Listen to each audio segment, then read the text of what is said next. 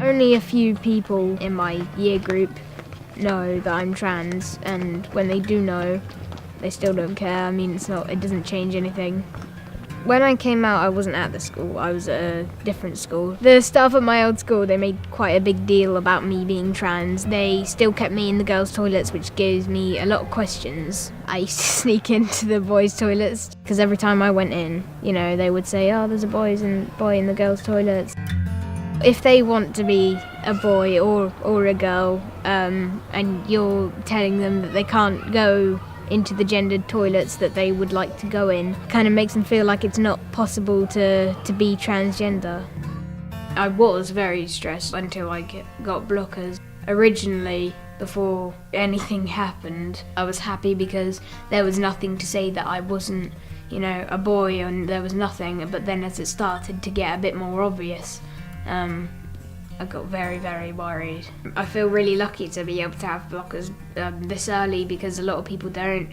And it's amazing to just look back and say, I got here, how far can I get now?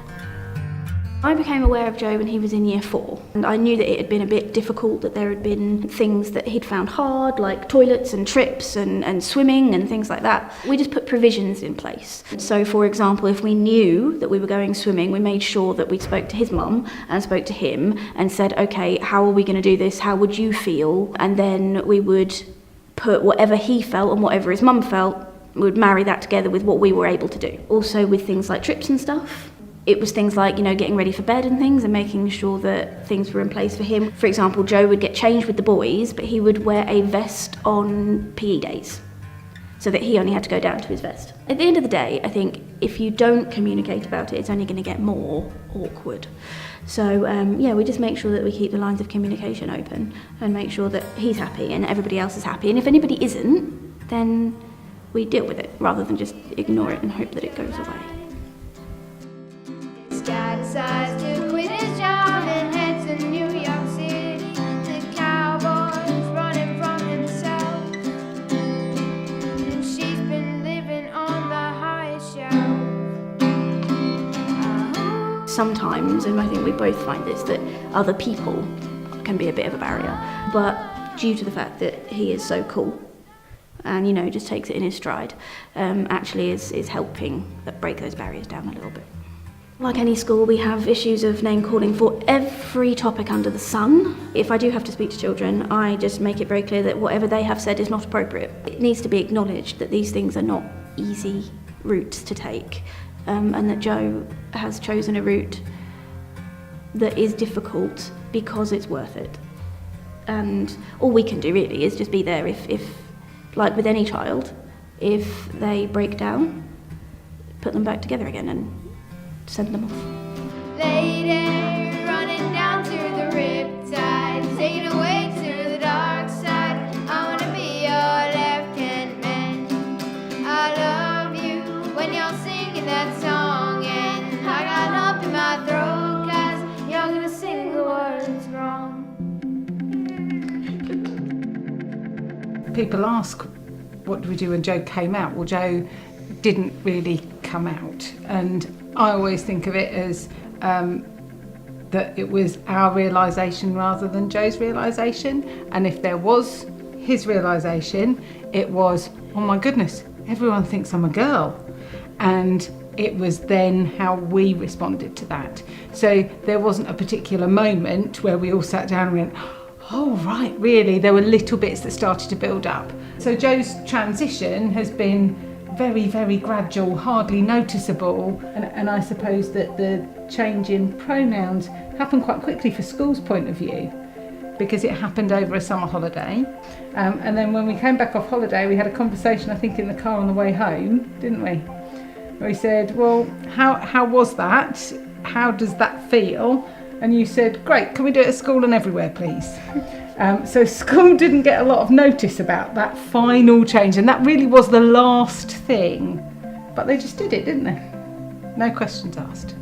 We felt that we were the ones educating the school, that we were the ones who were finding information out, we were the ones finding the legal background, we were the ones finding support, and we were therefore the ones that were then taking this to the school and saying, we'd like you to do X, Y and Z please. I'm hoping that as things move forwards, it will be more a case of schools being able to say to parents, well, this is what we think we should do, or this is what we could do, would this be helpful? But once the school were a bit more informed, they did listen to everything that you really wanted.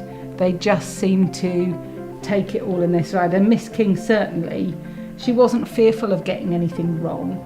She was confident enough to make those changes and trust her own judgment and actually just her own common sense and her understanding of individual children. At the start, it was like no one could burst his bubble. He was happy with how things were going, how the haircuts were getting shorter, the clothes were getting more masculine. And then I think for a while you kind of dipped, kind of people's opinions started mattering. But I think the further on it's got, he's definitely become more confident as a person. I think he's definitely a lot braver now to be happy with who he is. He is my brother, and I think I'll always be really protective over him. Like no one's gonna hurt him. I feel really lucky because a lot of like kids that are trans don't get that support. I'm very grateful for it. Don't need to be grateful, it's my job. Don't worry about me. Yeah, you too, Olivia.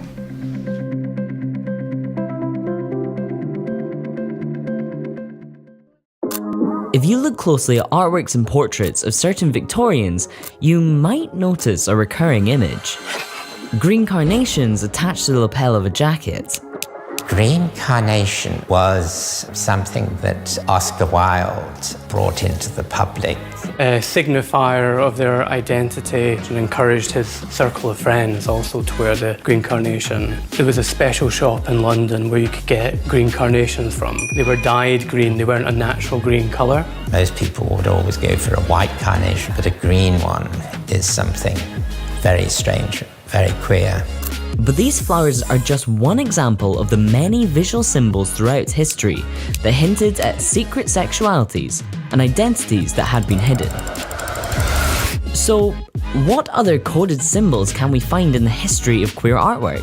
How did today's artists reference and reuse them? And how have hidden symbols transitioned to a wider and more expressive queer visual language? Around the same time as the green carnation, there was another queer symbol in use too. Peacock feathers as a sort of symbol of queer identities. Because it's the male peacock that has incredibly flamboyant tail feathers. Check out this painting of the couple Charles Ricketts and Charles Shannon by Edmund Dulac. They're painted as medieval saints, but Shannon is holding a peacock feather, juxtaposing religious imagery with this knowing symbol. We see people holding them and looking out into the viewer to make some sort of connection. Peacock feathers were commonly used in Art Nouveau at the time.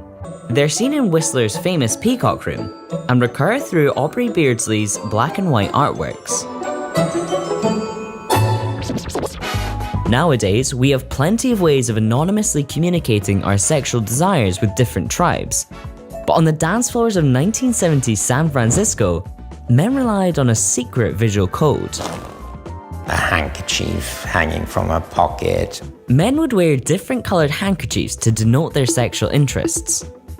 You can't really get into examples of the hanky code without getting a different certificate.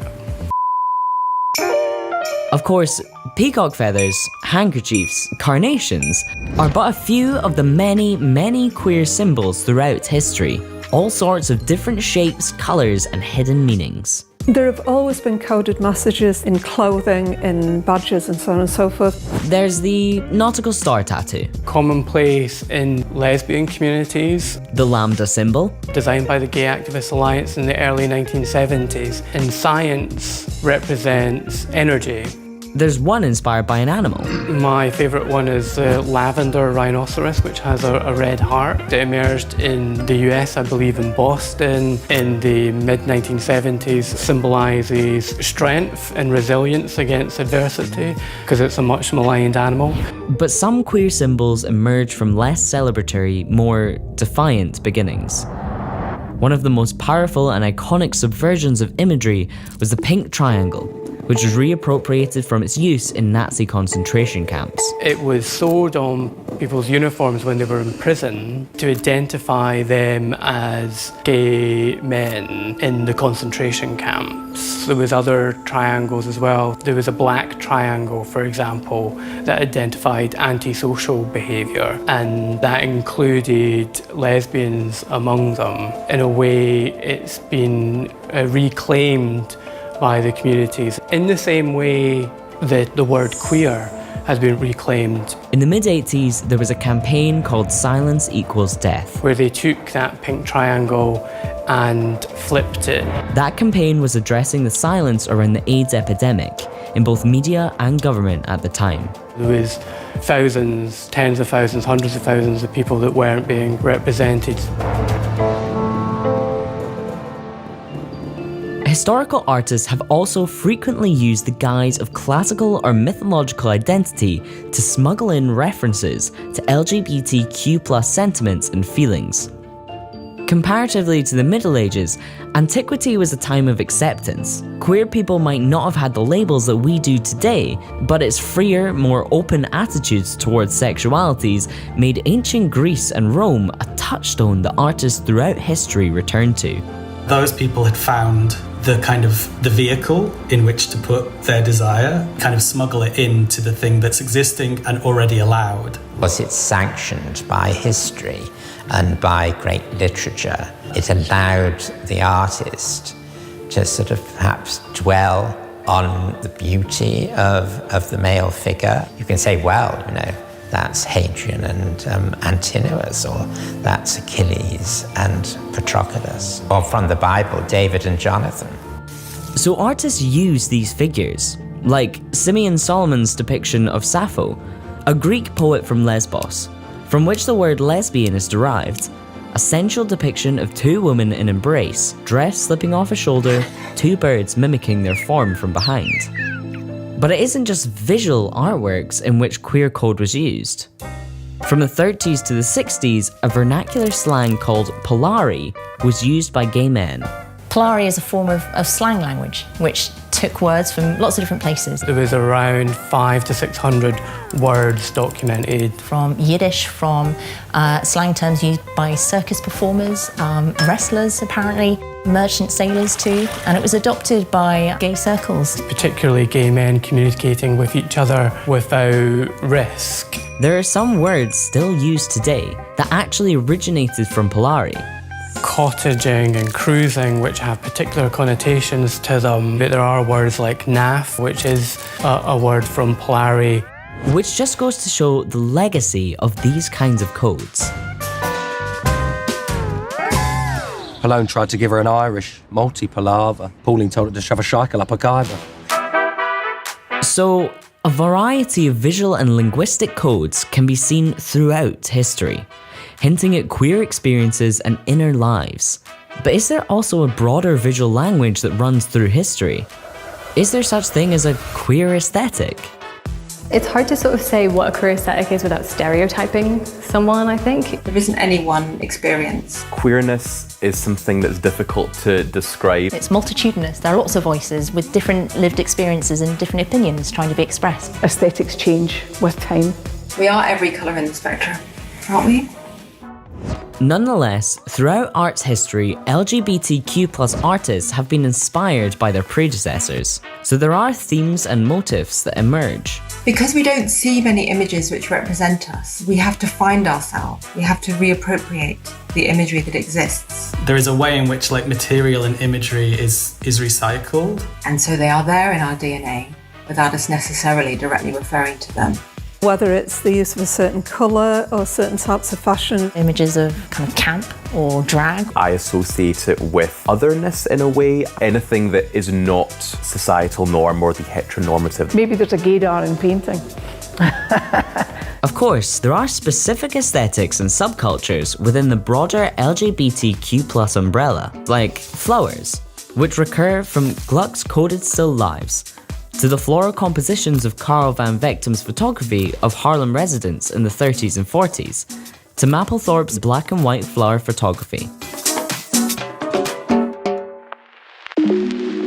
Since legal changes have, in recent decades, made the lives of queer people more open and free, so too has the art produced by LGBTQ+ artists. The world of queer art opened up, becoming bolder, louder, and more mainstream. There's less requirement for people to use those symbols, those codes, which in essence were there to protect people. And yet, if you look close, those secret codes and aesthetics are still there. It is interesting, even being in times when you potentially can be more overt and are more overt. Again, it does seem to be something of fascination and something which comes quite naturally to slide in a reference.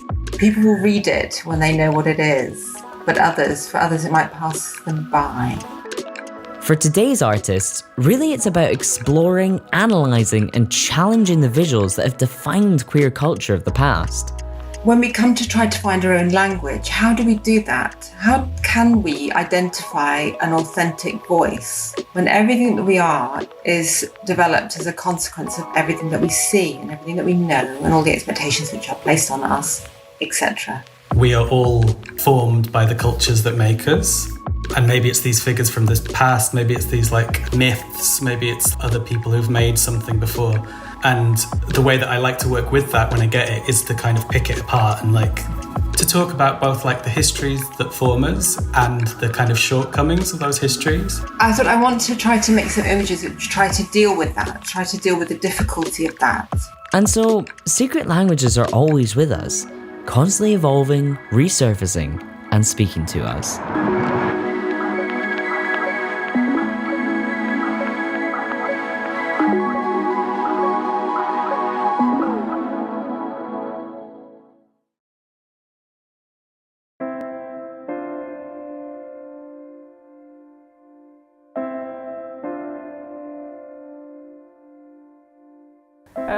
Hi. Hello. How old are you? I'm ancient. I'm 78. And how old are you? I'm 13. Oh my God. A huge gulf. And yet it doesn't seem like that to me.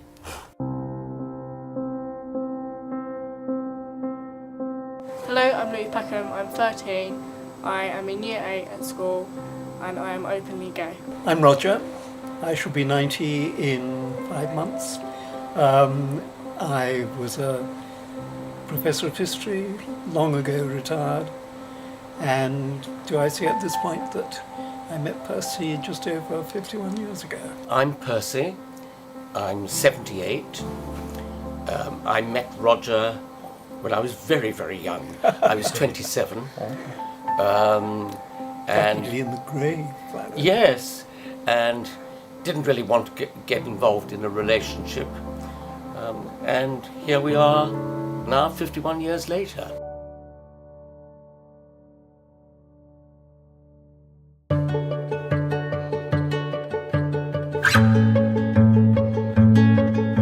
What's your favourite subject at school? Mine is drama. Drama? Yeah. And what are your chums like at school? They're really nice. They obviously support me. Yeah. When did you know that you were gay? I think it just, I remember getting the faults because people were like, they weren't telling me I was kind of getting the idea when I was being with girls so much that it was like, and then when they would talk about boys, I would start agreeing with them, and then it just naturally happened, and then... Were you worried when you suddenly thought, I could be gay, or...? I was confused because I didn't know what other people think. I didn't know where it was at first. I never knew there was such a thing as liking other boys. I thought it was just me by myself. Like, I remember when I went on a school journey, I remember actually thinking to myself to try not to think about being gay because I was with a group of boys. So it was like if I thought of it, I may be attracted to one, even though it just confused me a lot. Yeah, sure. And did it worry you at all, or did you just think this was normal after a while? After a while, I just knew that I was, and I just accepted myself for that. What were your parents' reaction? They were really nice. They told me that they loved me no matter what, if I was gay or straight. That's amazing. I mean, that's wonderful, actually, because they've been all so Yeah. supportive. Yeah, my whole family across, and there's not one member of my family who doesn't support me. It's just everyone does. You know, if I go back to my own childhood, there were one or two guys I thought, ooh, they're great, but I don't think I would have told anybody, you know. But then it was a different period. But I think you're so lucky that, you know, the world has changed. Yeah. And you can just be yourself. Have you ever had a boyfriend? I have. How long ago was that? Now. Yeah, I have a boyfriend now, basically. So how old were you when you came out? I must have been about 16, 15, 16. I had a very close friend who was at school with me. And for some reason he was sent to a boarding school, like a private school, for a while. And I think that his parents must have found out that he was gay, and so they sent him away. And then they brought him back, and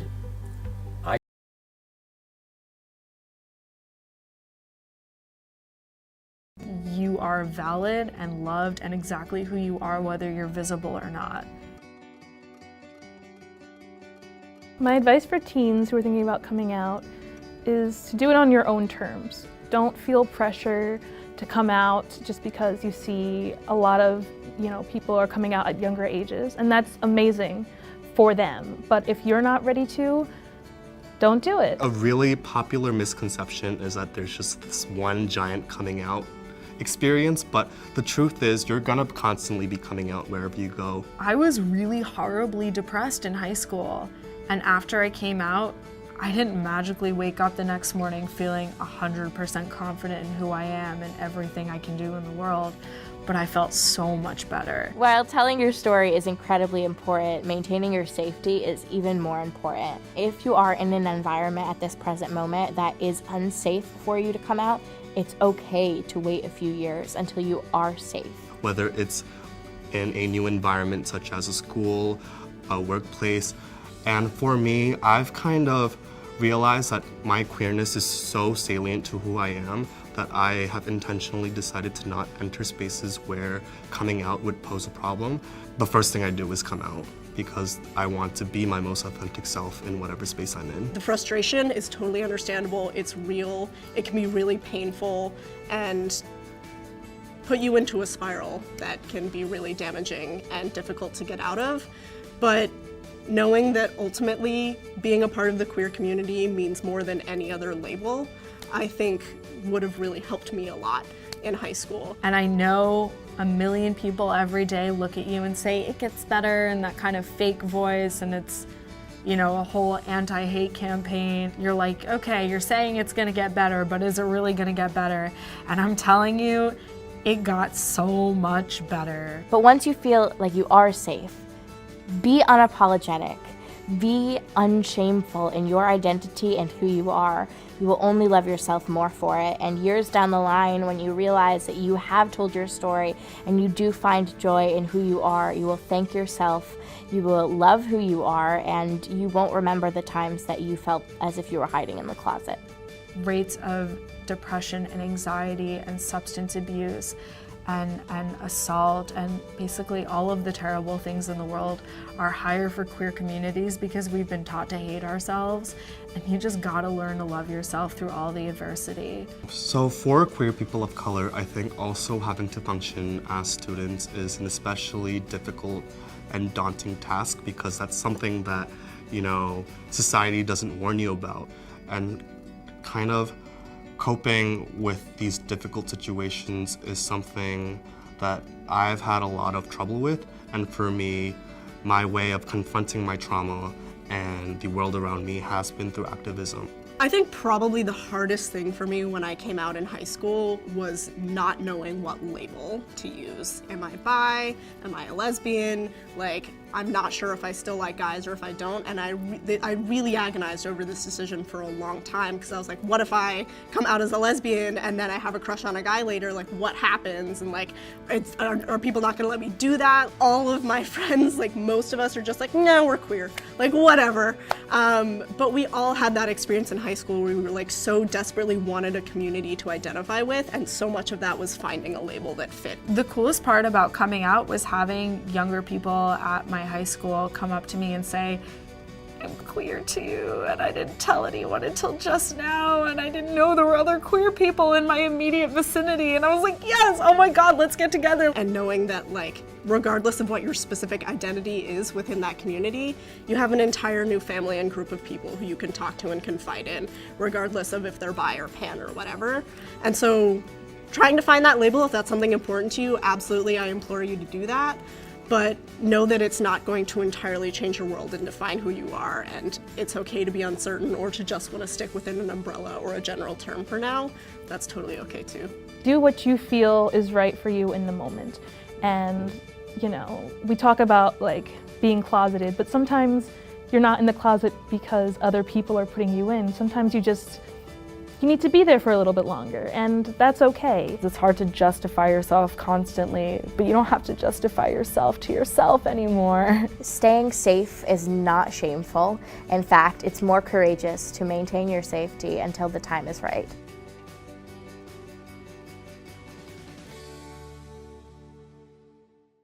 Now I'm not Marsha P, and I swear if I could be, I would wage a war for women that look like and unlike me. We're taught to take it on the chin, like a manifesto of our skin, whilst we're screaming out for picket lines that didn't want to sing.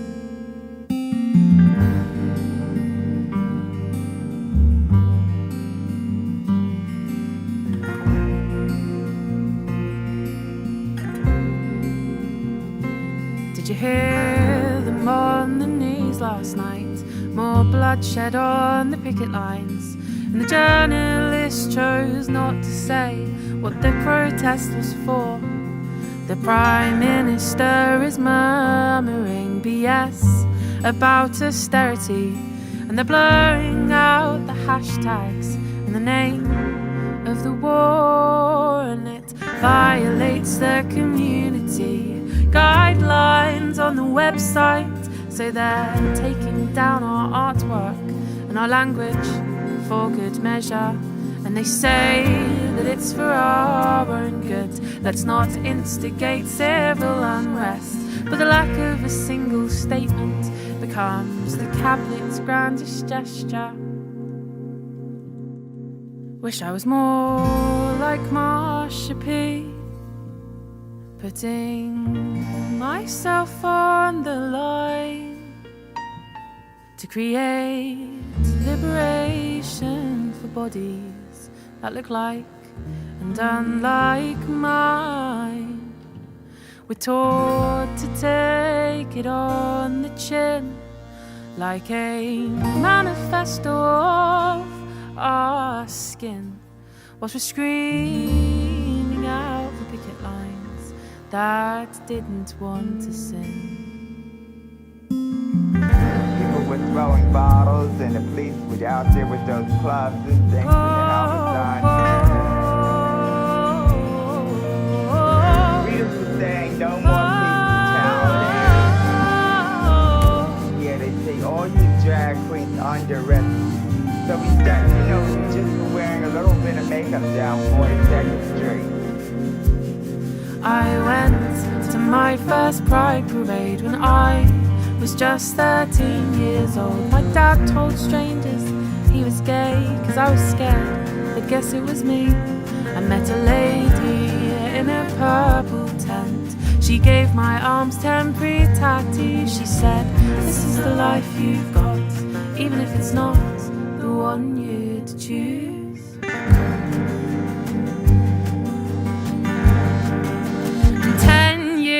later, I am out protesting homophobes and grey flowers on small graves. Maybe greenery would ease the burden of all the queer children that nobody saves. And maybe this time we'll go up their escalators and play Katie in their lobbies. Turn off the AC for a moment to remind them the smell of human bodies. And